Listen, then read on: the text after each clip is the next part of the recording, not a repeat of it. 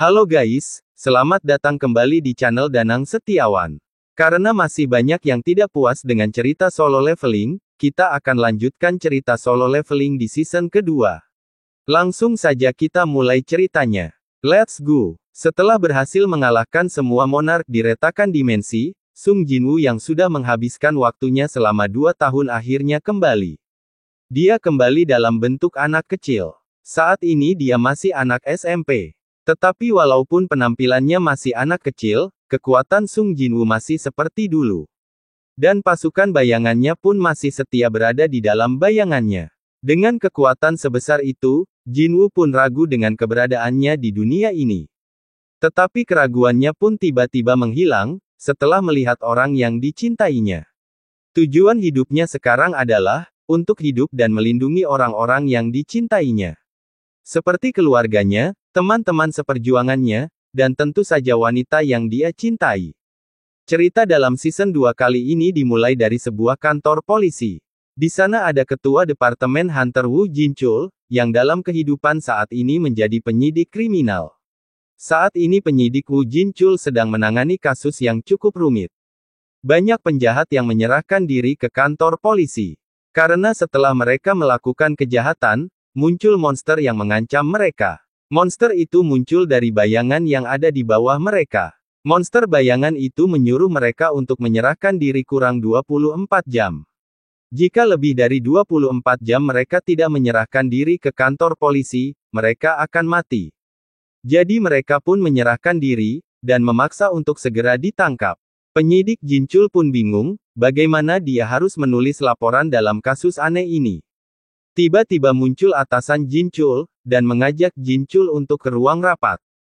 Di ruang rapat, Jinchul diberitahu kalau pihak polisi akan melakukan eksperimen.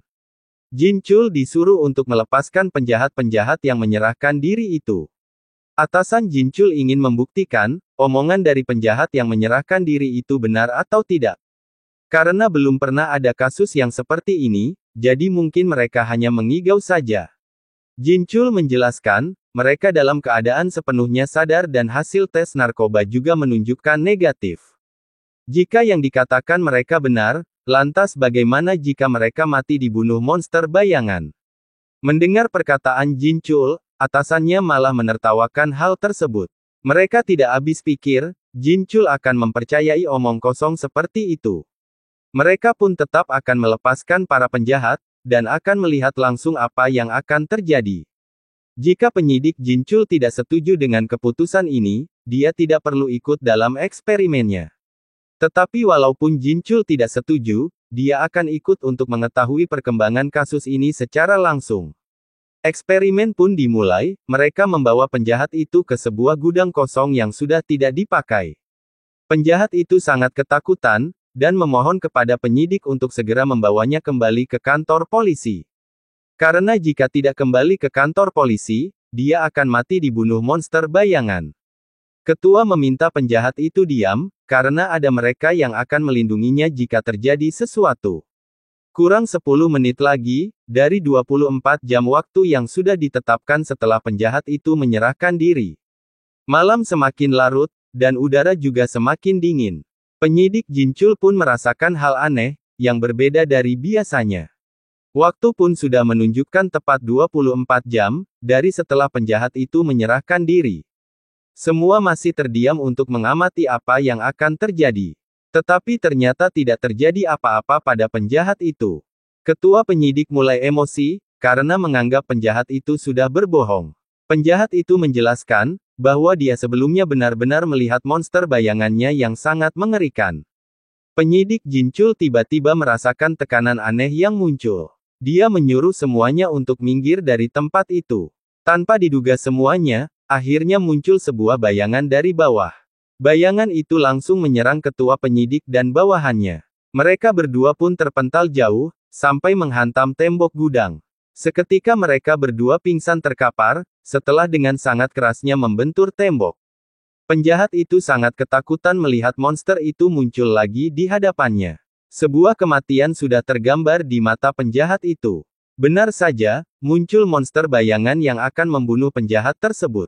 Monster bayangan yang berbentuk semut ini, akan membunuh penjahat yang tidak menyerahkan diri dalam batas waktu 24 jam. Penyidik Jinchul pun kaget, dan merasakan ketakutan melihat monster secara langsung di depan matanya. Penjahat itu menjerit, dan meminta tolong karena sebentar lagi dia akan mati. Monster bayangan pun menyerang penjahat itu. Dalam sekejap, darah dari si penjahat muncrat kemana-mana. Penjahat itu dicabik-cabik tanpa ampun oleh monster bayangan.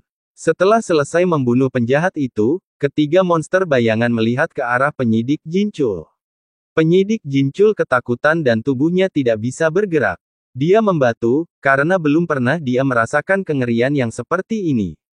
Tetapi monster semut itu tidak membunuh Jinchul dan hanya melihatnya. Jinchul tanpa sadar mengetahui kalau monster semut itu tersenyum kepadanya. Aneh sekali, kenapa Jinchul bisa mengetahui ekspresi senyum dari monster semut itu. Jinchul juga merasakan, kalau perasaan ini sudah sangat familiar baginya. Atasan dari para menyidik itu pun marah besar kepada bawahannya yang tidak becus. Mereka kehilangan penjahat itu, dan tidak tahu apa yang terjadi. Parahnya lagi, mereka malah pingsan dan terluka tanpa sebab. Atasan juga menanyai Jinchul, karena dia yang sudah memanggil ambulan untuk menjemput mereka. Anehnya Jinchul berbohong, dan menutupi apa yang dia lihat sebelumnya. Jinchul beralasan dia juga pingsan, dan bangun terlebih dahulu daripada yang lain. Jadi dia orang pertama yang memanggil ambulan.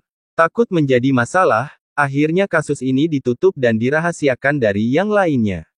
Penyidik Jinchul masih penasaran dengan kasus ini. Dia masih mencoba mencari informasi yang bisa dia dapatkan. Data yang didapat, ternyata sudah banyak sekali penjahat yang menyerahkan diri dengan alasan yang sama.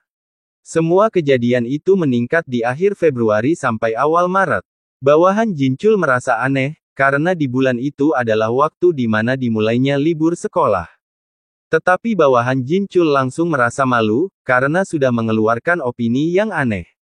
Jinchul mengapresiasi pendapat dari bawahannya, dan akan mengingatnya. Kita beralih ke sebuah sekolah SMA, di mana para murid sudah mulai masuk sekolah setelah libur kenaikan kelas.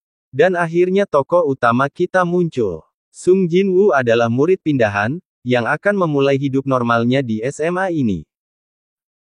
I hope you die as soon as possible.